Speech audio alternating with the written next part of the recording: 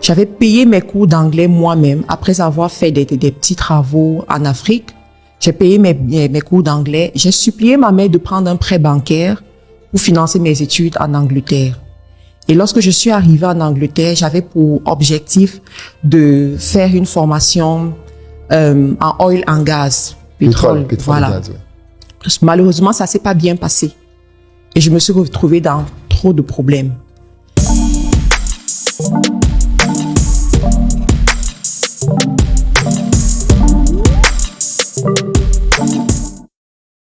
J'étais en Angleterre, j'avais vécu beaucoup de situations difficiles qui faisaient que j'étais aidée par des associations. Et ces associations me donnaient des situations 10 personnelles. livres, des situations personnelles, effectivement.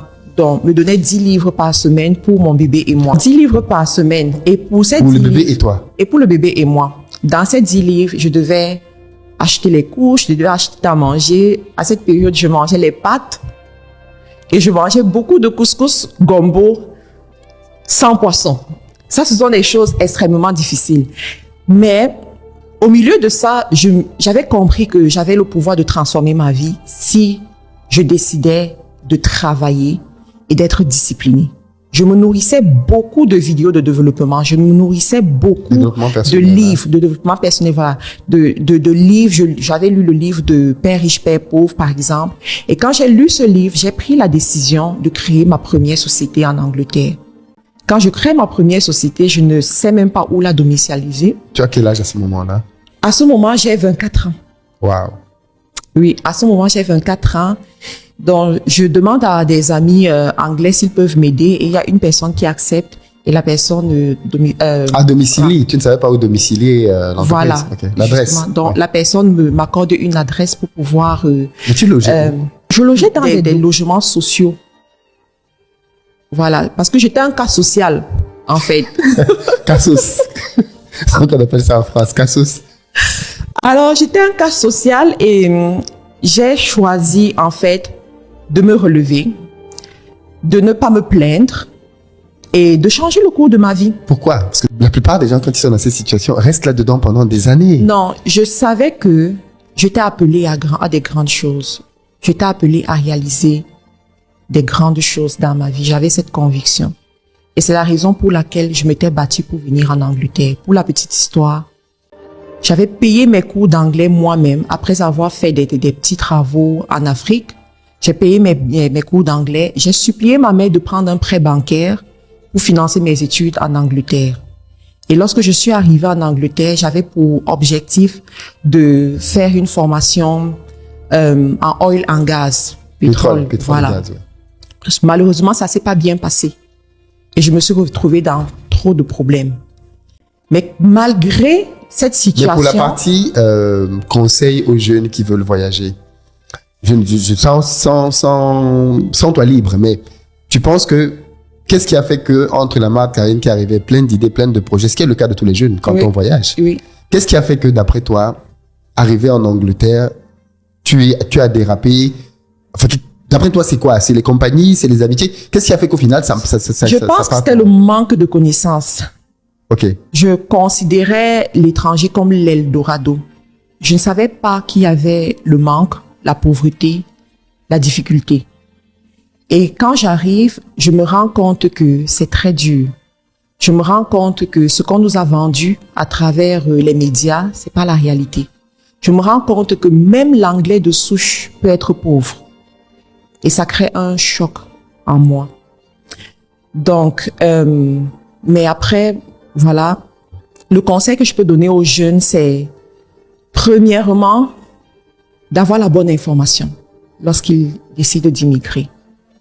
Et une fois qu'ils sont sur place, de chercher à comprendre comment le pays fonctionne. Parce que généralement, lorsqu'on arrive, on se concentre sur les informations du quartier, alors qu'il y a une structure, il y a des informations qu'il faut savoir pour prendre des bonnes décisions. Voilà. Donc, je reviens sur mon histoire. Je découvre dans le dropshipping. À l'époque, oui. Sur Internet, les Américains en parlent. Ils t'expliquent comment est-ce que tu peux acheter la marchandise en Chine. Du moins, contacter un fournisseur en Chine et trouver un client. Le client fait le paiement et le fournisseur expédie la marchandise. Mais je me rends compte que pour vendre un produit, il faut d'abord connaître ce produit. Autrement, tu auras des retours, tu risques d'avoir des clients insatisfaits. Mais comme j'ai dit, je vivais avec 10 livres par semaine. Alors, je décide de retrousser mes manches et d'aller garder les bébés.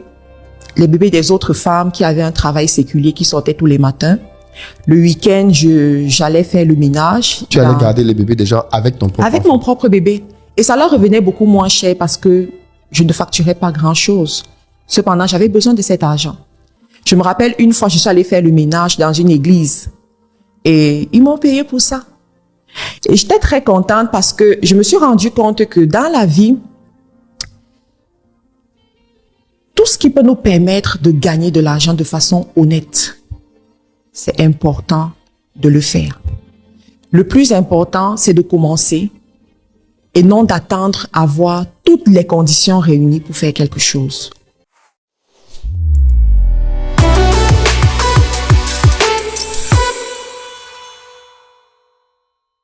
Donc, faisant ces activités, je réussis à épargner 200 livres.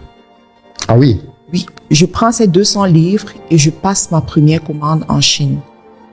Quand je reçois cette marchandise, je me dis, ce sera mes échantillons. Je vais tester et je vais voir ce que ça va donner. À l'époque, les réseaux sociaux n'étaient pas ce qu'ils sont aujourd'hui. Donc, j'avais juste mon compte personnel Facebook. Et sur ce compte personnel Facebook, j'avais 1300 amis. Donc, j'expose les produits, les photos que les fournisseurs m'ont données sur mon compte personnel et je me rends compte que les gens sont intéressés. Le produit, c'était les écouteurs sans fil. Donc, les gens commencent à me demander est-ce qu'ils peuvent acheter le produit, comment est-ce qu'ils font pour acheter. Je leur envoie mon lien PayPal, juste un lien PayPal, PayPal Me. Et ils font le paiement et j'expédie la marchandise. J'ai des demandes en Afrique et ceux de l'Afrique, je leur dis, je ne sais pas comment je vais vous expédier ça, donc je ne peux pas prendre votre argent. En Afrique, tu peux avoir un site web, mais les gens ne vont pas acheter avec le site web. Il faut définir également comment est-ce que tu convertis le client. En Occident, tu peux mettre un processus qui convertit le client directement jusqu'au paiement.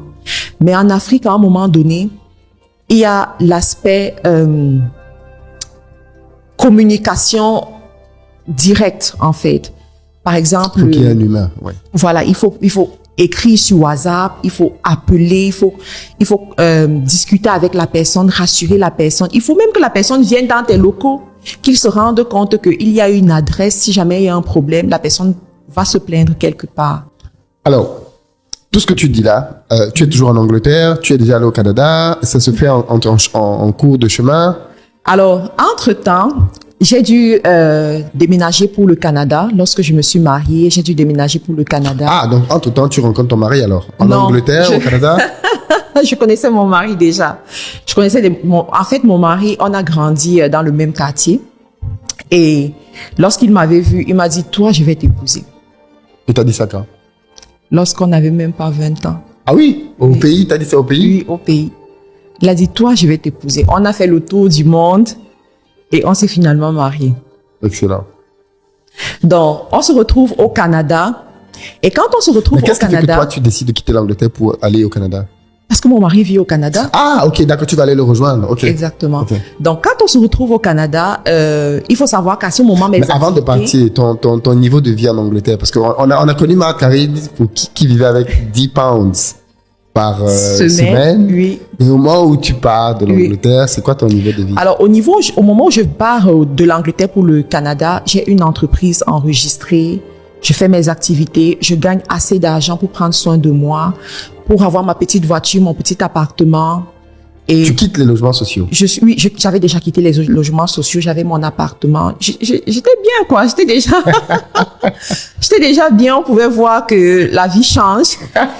Et quand j'arrive au Canada, comme tout mari, mon mari me dit, je sais pas si on va dire comme tout mari, toujours est-il qu'il me dit, écoute, l'entrepreneuriat n'est pas linéaire.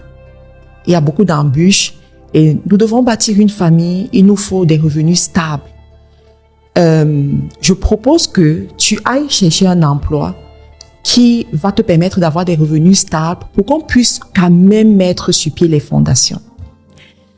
Sauf que moi, j'avais déjà goûté à l'argent. C'est ça. J'avais déjà goûté à cette vie-là. Ouais. Et je lui dis, non, je pense pas que je vais le faire. Je suis pas prête à écrire un CV maintenant. Ce que je propose, c'est de créer une entreprise ici au Canada et de me donner un temps que je fasse mes preuves. Et effectivement, il me donne 6 mois. Il me dit, voilà, je te donne 6 mois et je vais avoir tel résultat en 6 mois. Je lui dis, ne t'inquiète pas. Ça, c'est un défi. Et je relève le défi en moins de 3 mois. Lorsqu'il se rend compte de ce que ça représente et de l'engouement aussi que j'ai, il commence à m'observer de près. Il se rend compte que je travaille beaucoup et que ça apporte du fruit. Et je me rends aussi compte que tous les soirs, quand il revient du travail, il veut m'aider. Il se pose des questions. Qu'est-ce qui s'est passé en journée? Est-ce qu'il y a un PowerPoint? Est-ce qu'il y a des visuels à faire? Est-ce que... Donc, toutes ces soirées, il est en train de m'aider. Et plus il m'aide le soir, plus il est fatigué. Et il me dit, en fin de compte, ton activité rapporte plus. Si on continue comme ça jusqu'à tel délai, je pourrais démissionner. Je lui dis, tu l'as dit, tu vas démissionner.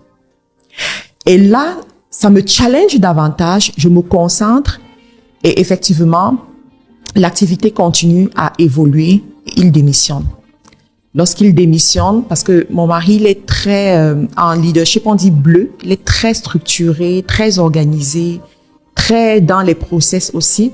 Donc, lorsqu'on commence à travailler ensemble, c'est lui qui apporte toutes les procédures qu'il faut pour que l'activité évolue au point où on a touché notre premier million. Waouh. Ouais. Millions de dollars. C'est pas millions de francs CFA. Non, attends. Millions de livres sterling. Millions de livres Parce sterling. que moi, je facture mes produits, mes services en livres sterling.